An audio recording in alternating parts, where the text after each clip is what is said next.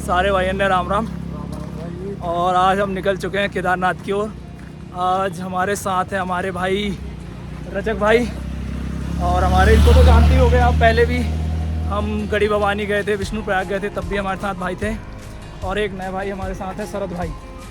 और अब हम निकल चुके हैं केदारनाथ के लिए। अभी हम पहुँचे हैं सोनप्रयाग, और ऐसा बता रहे हैं सभी लोग कि सोनप्रयाग से और अभी हमें 5 किलोमीटर के लिए गाड़ी लेना पड़ेगा या पैदल ट्रैक में भी जा सकते हैं। तो चलिए चलते हैं आज कुछ नए अनुभव के साथ, कुछ नई जगह भगवान केदार की धरती पे।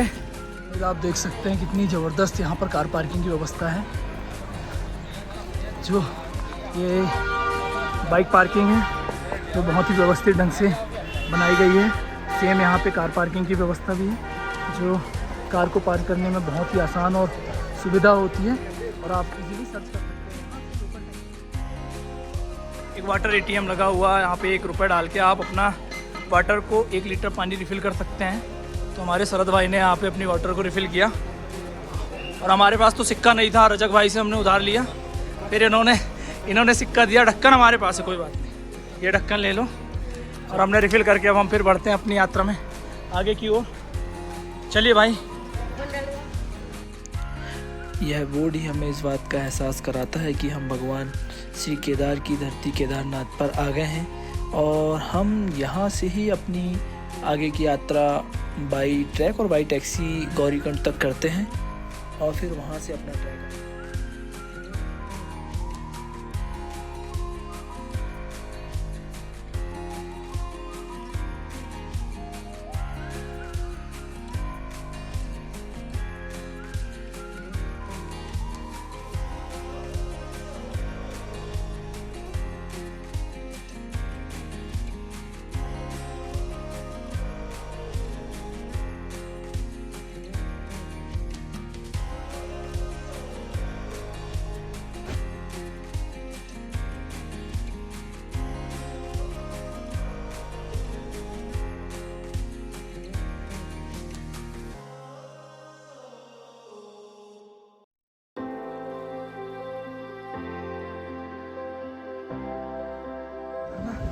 कितना ही जोखिम भरा हो सकता है, पर भगवान केदार की कृपा से हम ये सफ़र भी बहुत आसानी से तय करेंगे। और यहाँ जो लोग पैदल चलने में सक्षम नहीं होते, उन्हें लगता है कि वो नहीं कर पाएंगे ऐसी यात्रा, तो यहाँ पहाड़ में तो अक्सर ऐसा होता है कि जहाँ पे ट्रैक होते हैं वहाँ पे इन खच्चरों की मदद से यात्रा को किया जाता है। तो बहुत से लोग इन खच्चरों की मदद से यात्रा करते हैं। इनमें बैठकर इनका कुछ अमाउंट होता है, वो पे करके आप यात्रा कर सकते हैं। और यहाँ हमने लास्ट हमारे ब्लॉग में बताया था कि लाठी क्यों लेना चाहिए। एक्चुअली लाठी का कॉन्सेप्ट ये नहीं होता कि इसको कोई एजेड व्यक्ति ही यूज़ करना है। इसका मेन कॉन्सेप्ट ये होता है कि जब कभी हम उतरते हैं किसी ढलान वाले एरिया से, तो हमारे घुटनों में एकदम से इम्पैक्ट नहीं आता, तो कहीं ना कहीं ये हमारे पैरों और घुटनों को भी बचाता है। इसलिए गौरीकुंड है जो बताया जाता है कि बस यहाँ से यात्रा प्रारंभ होगी। तो देख सकते हैं यहाँ से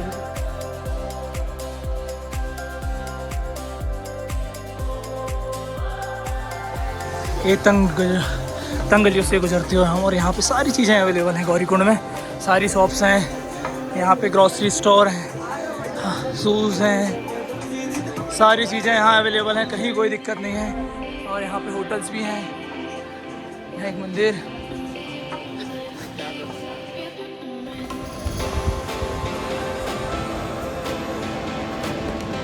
यहाँ बारिश होने पर रुकने के लिए बनाई गई हैं जो बहुत अच्छी हैं। देखो यहाँ लाठियों की बिल्कुल कमी नहीं होती, क्योंकि जो कोई भाई वापस आता है वो रिटर्न में किसी ना किसी को लाठी देके चला जाता है। वो ये मुख्य द्वार केदारनाथ यात्रा का। यहाँ पे आप इस यात्रा का मज़ा लीजिए, तब तक हम आपको इसके साथ साथ हम कुछ चीज़ें बताते हैं आपकी केदारनाथ से जुड़ी हुई। बेसिकली केदारनाथ पंच केदार में एक केदार है। माना जाता है कि जब पांडव अपने परिवार वध के पाप से मुक्ति पाने के लिए जब इन हिमालय सीरीज़ में आए थे ना जी ना, तो तब भगवान शिव उनसे छुपने के लिए बैल के अवतार में इन हिमालय में छुपे हुए थे। और जैसे ही उन्हें भीम जी ने पहचान लिया तो वो विलोप होने लगी, ज़मीन के अंदर जाने लगे। और जैसे ही वो अंदर जा रहे थे तो उनकी ऊबड़ ऊपरी सिरा को भीम जी ने पकड़ लिया और वही स्थान फिर बाद में केदारनाथ कहलाया। और यह 11,000 की हाइट पर है। तो यहाँ पे ठंड बहुत होती है, तो यह 6 महीने बंद रखा जाता है और 6 महीने चालू होता है। बेसिकली मार्च अप्रैल से स्टार्ट होता है, सितंबर अक्टूबर, और अक्टूबर नवंबर में क्लोज़ कर दिया जाता है। और कुछ चीज़ें हम जैसे देखें,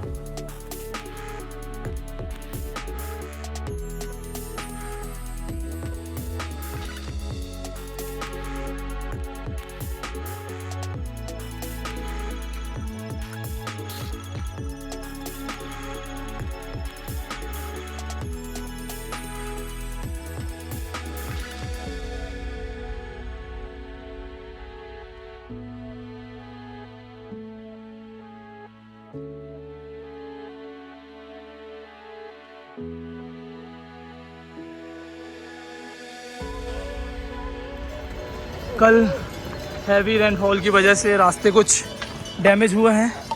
और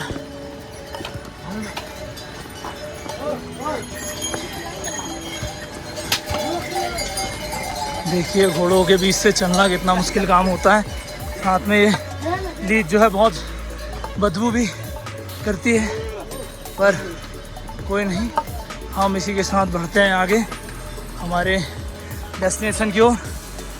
फिर हम चलते हैं तो रास्ते पे कुछ हमें एनर्जी के सोर्सेस में कुछ फ्रूट्स होते हैं, फ्रेश फ्रूट्स होते हैं, चने होते हैं, इसके साथ खीरा वगैरह कटिंग करके लोग देते हैं। फ्रेश वाटर भी अवेलेबल होता है। ये बहुत अच्छी चीज़ है जो हमारे रूट को और आनंदित और एनर्जेटिक बना देती है।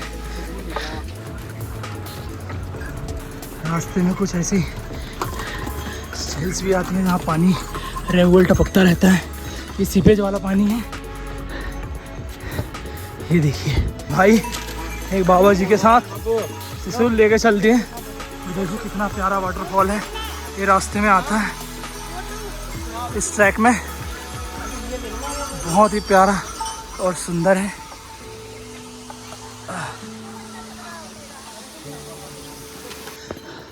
शिवा हमारा एक बाबा जी की शरण में चला गया है, उनका त्रिशूल लेके बस चल दिया है। ये देखो, और बाबा जी ये बिल्कुल साथ साथ तेज़ी से चलते जा रहे हैं। ये देखिए प्रकृति का अद्भुत नज़ारा। ये देखो ये यंग बच्चे की खुशी। कहाँ से हो भाई? हाँ, ये किधर है? झारखंड? अच्छा भाई देखो झारखंड से आए हैं, चलते जा रहे हैं। अभी भी जंगल चट्टी 0.5 किलोमीटर और केदारनाथ 12.50 किलोमीटर। और still we are going on this track and we are continuing अवर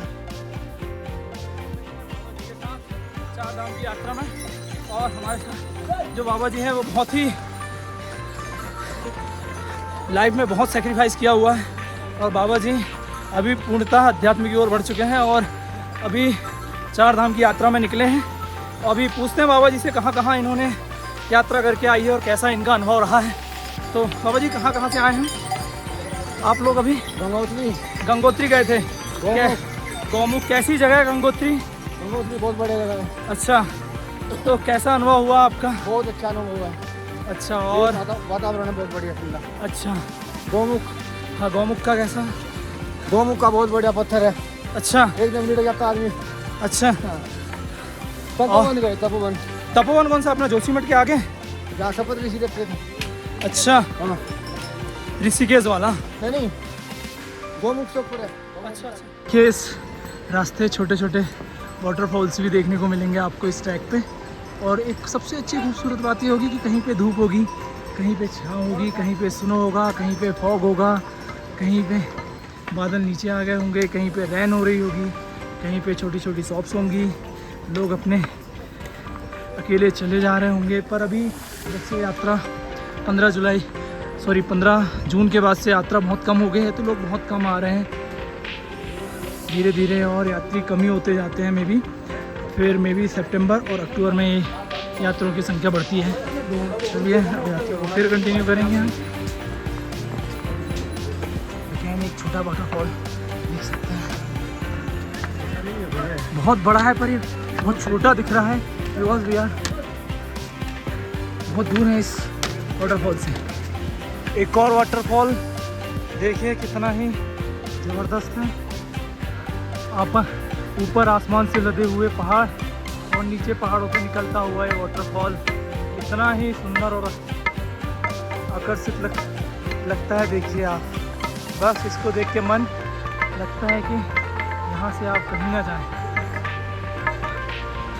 हमारे भाई लोग थोड़े से थक चुके हैं, तो अब थोड़ा एनर्जी के तौर पे पानी है हमारे पास, तो सबसे पहले इसको पानी को लेते हैं। वो भाई हमारा देखिए वो बैठ के पानी पी रहा है, ये कुछ ज़्यादा चीज़ों का इसको पता है कि कैसे पानी पीना है, क्या करना है। देखो, और अब हम बिल्कुल नज़दीक हैं एक और वाटरफॉल के, जो बहुत ही ज़बरदस्त है। ये अरे शिवा, ये भाग के जाएगा, इसको भागने में बहुत मज़ा आता है। हाँ,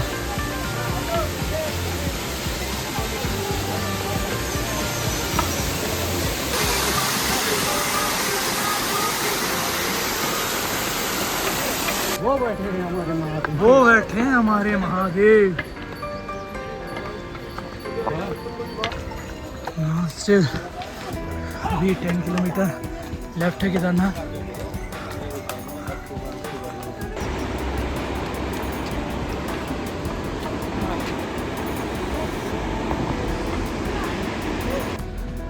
और देखिए बारिश वाला मौसम, क्या बारिश ही होने लगी है, और चारों तरफ आपको बादल ही बादल दिखेंगे।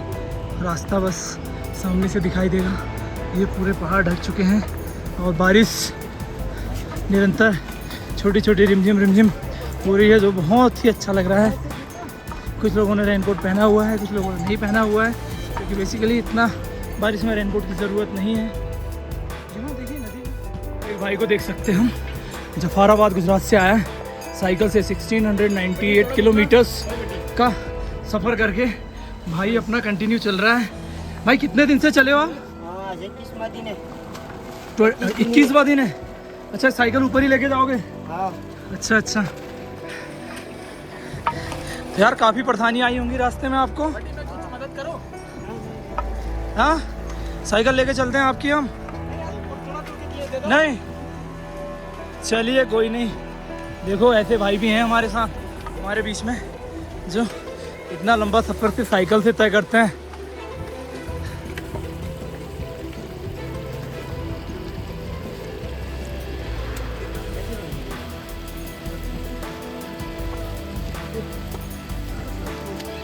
गाइस, थोड़ी देर के लिए बारिश स्टार्ट हुई थी और बारिश के कारण हमको फिर रेनकोट पहनना पड़ गया, और शूज़ के जो हमने कवर लाए थे वो कवर डालना पड़ गया।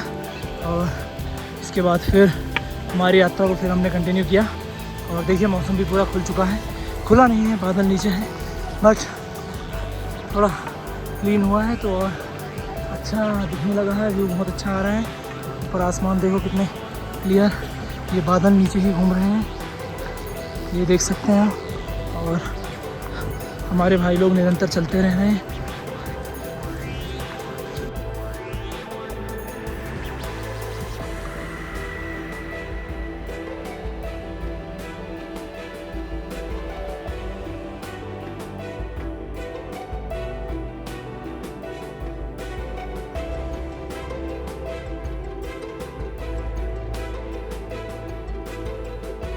हम पहुंच चुके हैं केदारनाथ। ऊपर से पाइप ग्लेशियर इतनी ज़बरदस्त, यहाँ स्नो जमी हुई है, इनका नज़ारा नज़दीक जाके और दिखा। अब हम लोग पहुंच चुके हैं केदारनाथ, और बस यहाँ से मंदिर 1 किलोमीटर दूर है। और दिखाते हैं आपको मंदिर यदि जाना होता है जैसे ही तो मंदिर को नाइट व्यू, और सुबह फिर आपको दिखाते हैं डे में कैसा दिखता है मंदिर।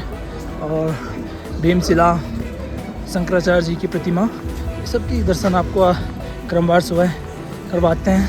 अभी देखते हैं, हम लोग तो टेंट देख रहे हैं। टेंट वगैरह यहाँ पे इजीली अवेलेबल है, बहुत सारे टेंट हैं। 300 रुपये पर टेंट, 500 पर टेंट, 1000 पर टेंट। आप जैसी फैसिलिटीज़ हैं उसके हिसाब से टेंट यहाँ अवेलेबल हैं। और बहुत सारे टेंट्स हैं, बहुत सारे टेंट्स हैं, होटल्स हैं। चिकित्सालय अवेलेबल है जो बिल्कुल पूर्णतः निःशुल्क है। यहाँ पे सारी फैसिलिटीज निःशुल्क है। बहुत बड़ा हॉस्पिटल है ये। यहाँ पे यदि किसी को कोई प्रॉब्लम होती है तो यहाँ पे ट्रीटमेंट अच्छा हो सकता है। फाइनली अब हम पहुँच चुके हैं मंदिर के सामने। देखिए, जब हम लोग रात में आए हुए जैसे ही गेट के एंट्रेंस में आते हैं तो ये ओम के दर्शन होते हैं, जो बहुत ही सुंदर और बहुत ही ज़बरदस्त है और बहुत अच्छी तरीके से बनाया गया है। नीचे ओम नमः शिवाय लिखा हुआ भी है, देखिए। चलिए, और हम आपको अंदर की कुछ चीज़ें बताते हैं। नाइट विज़न है, डे में भी हम आपको सारी चीज़ें बताएंगे कि डे में आखिर ये चीज़ें कितनी सुंदर और कितनी आकर्षक लगती हैं। देखिए, हम पहुंच चुके हैं बिल्कुल केदारनाथ भगवान शिव के धाम पे। और ये नाइट में हम लोग पहुँचे, इसलिए नाइट में मंदिर कुछ इस तरह लगता है। और बारिश होने के कारण श्रद्धालु भी काफ़ी कम हो गए हैं। और नज़दीक से जाके हम आपको दिखाते हैं कि ये वो जगह है जहाँ आने के लिए कितनी मन्नतें, कितनी क्या की जाती हैं, तब हम यहाँ पहुँचते हैं। और आज भगवान ने कितने अपना आशीर्वाद दे के हमें बुला लिया है। ये एक बहुत ही, देखिए मंदिर कुछ इस तरह दिखता है। हम लोग इस रूम में रुके हुए थे और देखो हमारे भाई शिवा ने इस रूम का क्या हालत कर दिया है। ये पूरा बेड बिखेर दिया, इसको बोला फोल्ड कर दे तो ये बोल रहा मैं फोल्ड नहीं करूँगा। बोले क्या करना है ऐसे करके। देखो इधर भी पूरा इन्होंने छाते खोल के डाल दिए, ये पूरे छाते सब। देखिए, जैसे कि कल हमने हमारी यात्रा शुरू की थी और हम यहाँ रात में 8 बजे पहुँचे थे, तो वहाँ पे हमने आपको व्यू कुछ भी नहीं दिखा पाए थे। तो आज आपको वही चीज़ हम स्टार्ट करते हैं। हम रेडी होके आ गए हैं, बाबा जी के दर्शन, श्री केदारनाथ महाराज के दर्शन भी कर लिए हैं। और चलो अब आपको वाकिफ़ कराते हैं इस जगह से। तो ये जो जगह है, ये मंदाकिनी रिवर जो बह रही है सामने, इसका ब्रिज बना हुआ है जहाँ से हम क्रॉस करके आते हैं। और उसके बाद ये स्टेप में चढ़ते हैं, और स्टेप में चढ़ते चढ़ते देखिए आपको सामने कितना सुंदर ग्लेशियर नज़र आता है। और जस्ट इस ग्लेशियर के नीचे ही हम देखते हैं तो शिव जी का जो टेम्पल है, श्री केदारनाथ मंदिर टेम्पल है। और यहाँ देखिए स्टार्ट में ही एक ओम बना हुआ है जो बहुत ही आध्यात्मिक तो है ही, ये तो पता ही लगता है। और यहाँ से आप देख सकते हैं जस्ट ओम से यदि आप सामने से देखते हैं तो मंदिर के दर्शन भी होते हैं। और ये मंदिर के बारे में हम क्या बताएं आपको, सारी चीज़ें पता ही हैं। और ये 5 केदार में एक केदार है, जैसा कि पहले बता चुके हम। ये बहुत ही अच्छा व्यू की दृष्टि से आप आते हैं। और अध्यात्म तो यहाँ है ही, यहाँ की शक्ति अलौकिक है। चलिए, अब ये ओम को तो आपने देख ही लिया। यहाँ से हम अपनी यात्रा को और कंटिन्यू करते हैं। देखिए कितना ही मनोरम दृश्य है ओम, और राइट साइड लगे हुए ये ग्लेशियर, इसकी सुंदरता में 4 चांद लगाते हैं। और बाबा जी सबको सेल्फी फ़ोटोज़ देने के लिए खड़े हुए हैं। यहाँ पे बहुत सारी प्रसाद के लिए, प्रसाद माला और जो नेसेसरी चीज़ें हैं उसके लिए सारी जो दुकानें हैं अवेलेबल हैं। और ये स्टेप्स कुछ बारिश के कारण कुछ स्टेप्स में प्रॉब्लम्स हुई थी, मिट्टी वगैरह आ गई है बाढ़ की। बाकी अभी यहाँ पे कुछ काम भी चल रहा है रेगुलर, और काम चलते रहता है। चलिए हम आपको मंदिर के पास लेके चलते हैं। कितने श्रद्धालु दर्शन करके लौट रहे हैं। और बस हम भी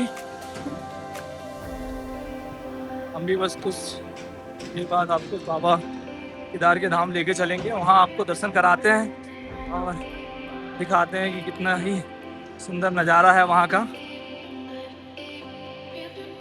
ये सब हम बाबा की नगरी में पहुँचने वाले हैं।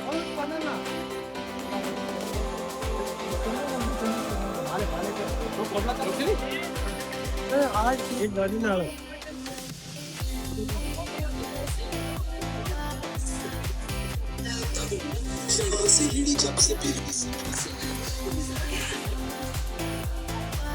देखिए घोड़ों में कैसे सामान यहाँ शिफ्ट होता है। ये गैस की टंकी, इसलिए लोग बोलते हैं यहाँ खाना महंगा है। तो कुछ चीज़ें महंगी हैं क्योंकि यहाँ पे इजीली अवेलेबल नहीं हो पाती हैं, उनके लिए घोड़ों और खच्चर की मदद से ही यहाँ आती है। देखिए हाँ, ये मंदिर कितना ही सुंदर दिख रहा है और हम आपको पास से जाकर और दिखाते हैं।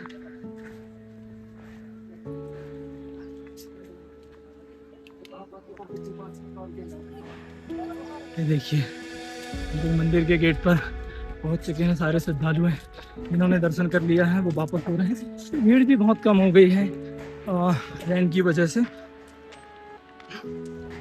और हम भी बस पहुंचने वाले हैं।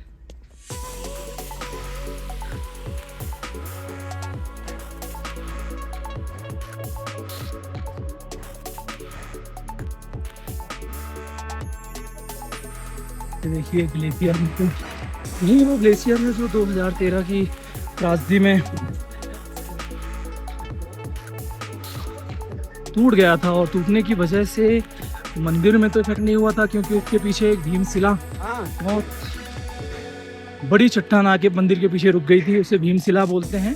और उसे भी हम दिखाते हैं अभी कि बाकी कुछ जगह पे साइंस कैसे आपको डिफाइन नहीं कर पाते हैं। भी ये जगह है जहाँ साइंस भी डिफाइन नहीं कर पाता है कि आखिर ये चीज़ कैसे हुई, इसीलिए अध्यात्म और साइंस दोनों अलग अलग बताए गए हैं।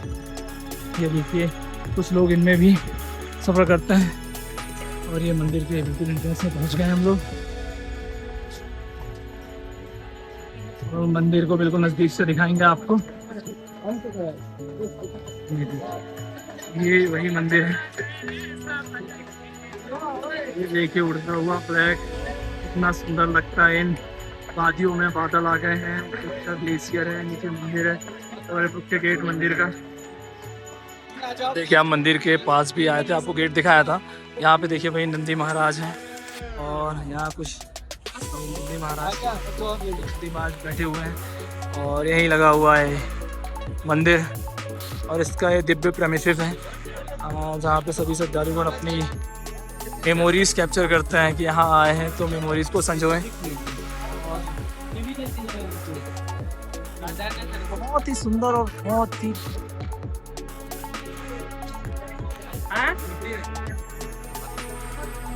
से लगे हम पास से दर्शन कराते हैं आपको। देखिए यहाँ बहुत सारे बाबा लोग बैठे हुए हैं।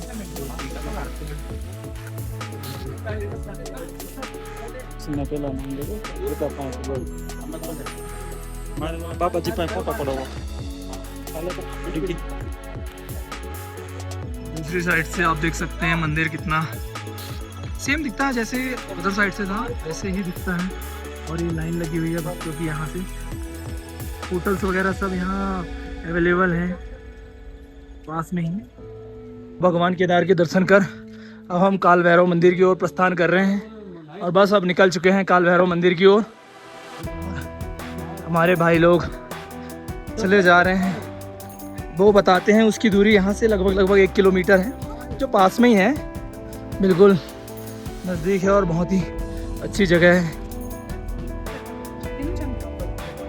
चलिए दिखाते हैं आपको फिर काल भैरव मंदिर की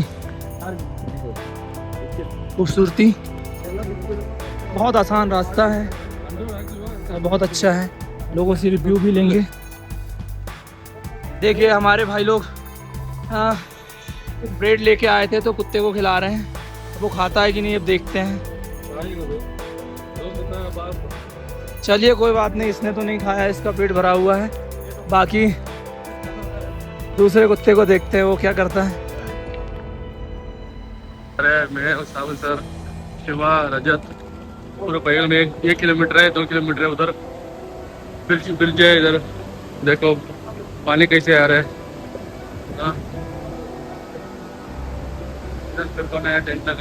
ये देखिए होटल्स वगैरह सब यहाँ पे अवेलेबल है, इस रूट में आप देख सकते हैं, और बहुत ही सुंदर नज़ारा है। ये भी एक अच्छा ट्रैक है, ज़्यादा लंबा नहीं है, अच्छा बहुत पास में है, नज़दीक है, हाफ एन आवर। बाबा जी राधे राधे, कैसे हो बाबा जी? अच्छा, ये बाबा जी कल हमको मिले थे, हम इन्हीं के साथ आए थे। देखिए आज फिर मिल गए हमें और बाबा जी ने हमारा अपना आसन ले लिया है।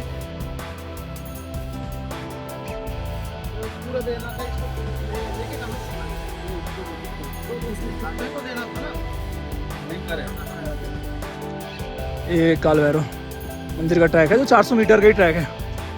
देखते हैं, बहुत जबरदस्त ट्रैक है। ये देख सकते हैं, ये हम काल भैरव मंदिर के ट्रैक से इतना बढ़िया नज़ारा आता है। यहाँ पे सारी व्यवस्थाएं बहुत अच्छी हैं। देखो कितने यहाँ पे तंबू लगे हुए हैं, टेंट लगे हुए हैं, रुकने के लिए कोई इशू नहीं है। और बहुत सारे यहाँ पे होटल्स भी हैं।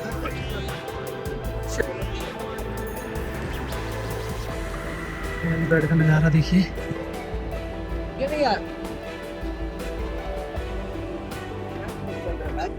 काल भैरव मंदिर में भी पूजा के लिए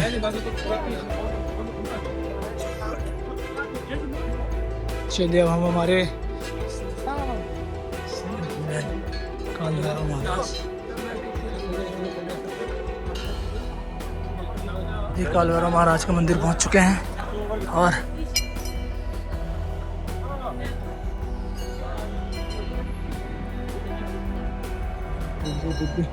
चलो अपन जल्दी थोड़ा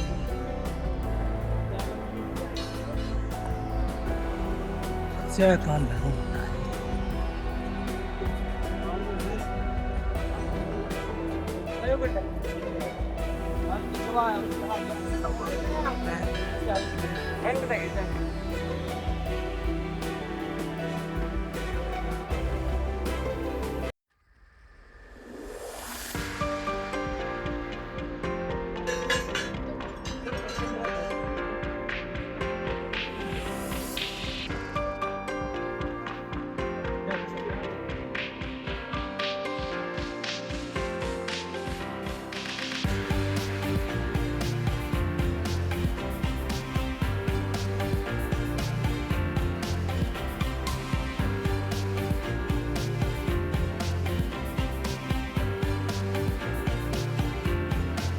देख सकते हैं मिनी वैली ऑफ फ्लावर।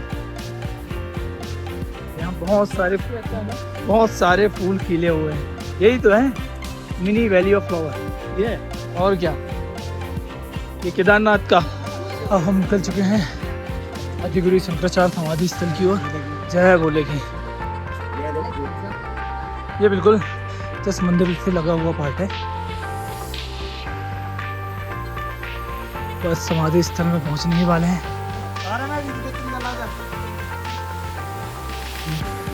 आदिगुरु शंकराचार्य समाधि स्थल के पास से बिल्कुल हम हमारे जूते रिमूव करते हैं। देन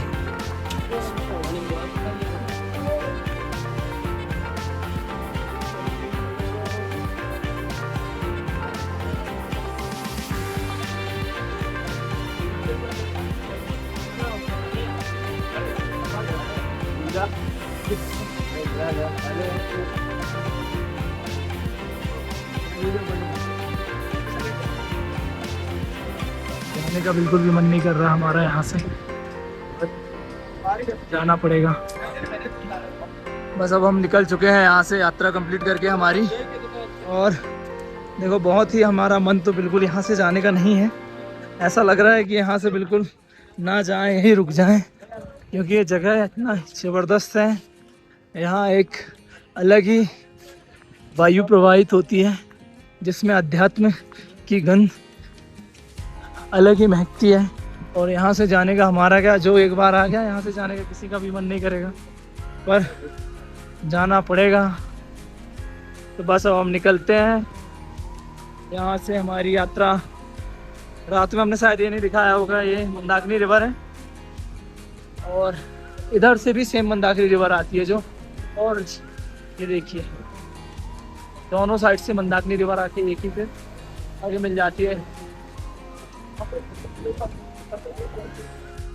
अच्छा भाइयों, तो कल हम निकले थे जैसा केदारनाथ की यात्रा में, और हम लोग यात्रा पूरी की, रात में 8 बजे पहुंच गए थे। फिर नाइट स्टे किया और नाइट स्टे करने के बाद फिर सुबह हमने 8 बजे दर्शन किए। दर्शन बहुत अच्छे हुए और हमारा मन तो बहुत प्रसन्न हो गया और खुशी इतनी हुई है कि अब क्या ही बताएं आपको। और हमारे साथ सभी भाई हैं, इनसे भी हम जानना चाहेंगे कि कैसी रही इनकी यात्रा और ये क्या सजेस्ट करते हैं। वैसे में क्यों हमें उतना प्रॉब्लम नहीं हुआ जैसे आते टाइम हम आए थे। किसी को हम कोई सोचा भी नहीं था कि हम इतना आराम से आके इतना आराम से जा रहे हैं, कोई कष्ट नहीं। अच्छा, हम रात जाने के लिए मन ही नहीं लग रहा है। हाँ, यहाँ से जाने का मन नहीं हो रहा है बिल्कुल भी। जैसा कल हम वहाँ से 2 बजे निकले थे और यहाँ पे आने में हमें 8 बजे तक हम आ गए थे। मतलब लगभग 6 घंटे का टाइम लगा था, क्योंकि भीड़ भाई उतनी थी नहीं, रास्ते क्लियर थे, बारिश भी नहीं हुई। बहुत तगड़ा बारिश भी आधे घंटे ही हुई थी, इसलिए ज़्यादा कोई दर्शन हो गए। और हम 2-3 बार दर्शन किए तो बहुत आनंद, मतलब आनंद की चरम सीमा जो होती है वो हमें एक यहाँ प्राप्त हुई है। और हमारे दूसरे भाई रजक भाई से जानते हैं कि कैसी रही इनकी यात्रा। हालांकि इन्होंने थोड़ा परेशान हुए थे। बहुत स्टार्टिंग में हमें थोड़ा दिक्कत हुआ, अभी नॉर्मल हो गया सब। यहाँ आने के बाद लग रहा था कि पैर बहुत दर्द कर रहा था, लेकिन यहाँ आने के बाद बिल्कुल एक भी दर्द नहीं है अभी। बिल्कुल ऐसा नहीं हुआ कि हम 20 किलोमीटर का ट्रैक चल के आए थे करके ना। जी हाँ, तो ऐसा बिल्कुल भी आप डरे ना, आ सकते हैं, भगवान शिव की जब कृपा है तो आप ऐसे ही पहुंच जाएंगे। कि दोबारा आप आएंगे कि नहीं, अभी लग रहा है कि बार बार आएंगे। हाँ, करने के बाद जरूर आएंगे। स्टार्टिंग में तो लग रहा था वैसे ही। और हमारे भाई अपने शरद भाई से जानते हैं कि इनका एक्सपीरियंस कैसा रहा। शरद भाई, आपका एक्सपीरियंस कैसा रहा यहाँ आने का? बहुत अच्छा बढ़िया था। मैं तो बचपन से मेरे को जाने के लिए दिल था, आज मौका हो गया, मिल गया। चाहे उधर है, शिवा है, रजत, पूरा 4 बंदा आ गया। अभी जा रहे हैं हम लोग इधर से, तो 3-4 घंटा लगेगा। यही केदारनाथ जी, जाने का बिल्कुल मन नहीं है। और इससे भी हम पूछेंगे लोगों से तो बस यही बोलेंगे कि यार केदारनाथ जो है जाने का मन बिल्कुल नहीं करता। अब जाने के लिए भी यहाँ सेम जैसे आने के लिए यहाँ पे जैसे आने के लिए घोड़े और खच्चर मिल जाते थे, सेम अभी भी जब आप यहाँ से डाउन होते हैं तो सेम यहाँ पे भी घोड़े और खच्चर हैं। और कुछ वो जो पीठ में बैटरी में बैठाल के ले जाते हैं वो लोग भी हैं। जाने आने का 5,000। हाँ, अप डाउन का 5,000 ना।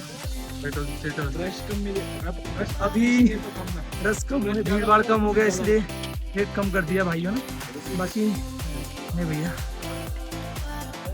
और भीड़ होने से ये रेट बढ़ जाते हैं। होटल्स वगैरह के रेट भी अभी काफ़ी डाउन हो गए हैं। कोई दिक्कत नहीं, अभी भी आ सकते हैं यात्रा करने।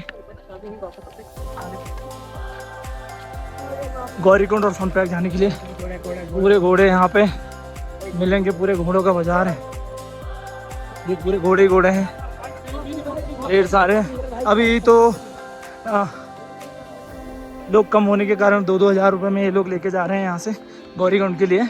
तो ये सीज़न ऑफ सीज़न है, इसलिए ऑन सीज़न होने से तो बहुत ज़्यादा कॉस्ट होते हैं इनके। भाई किसी से भाई से पूछते हैं रेट वगैरह कैसे क्या करके।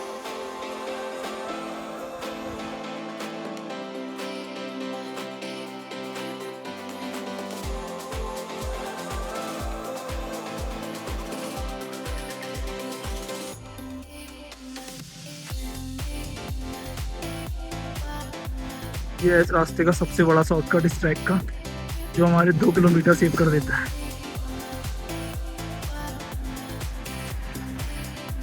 थोड़ा रिस्की है।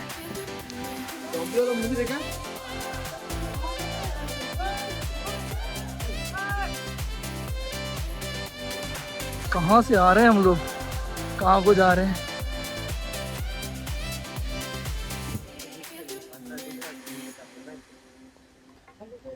फाइनली हमारा डेस्टिनेशन हमने टारगेट किया था कि हम जैसे ब्रिज पहुंचेंगे, ब्रिज के बाद ही आराम करेंगे। और जैसे हम चले थे वहाँ से 2 घंटे में हम ये ब्रिज के पास आ गए।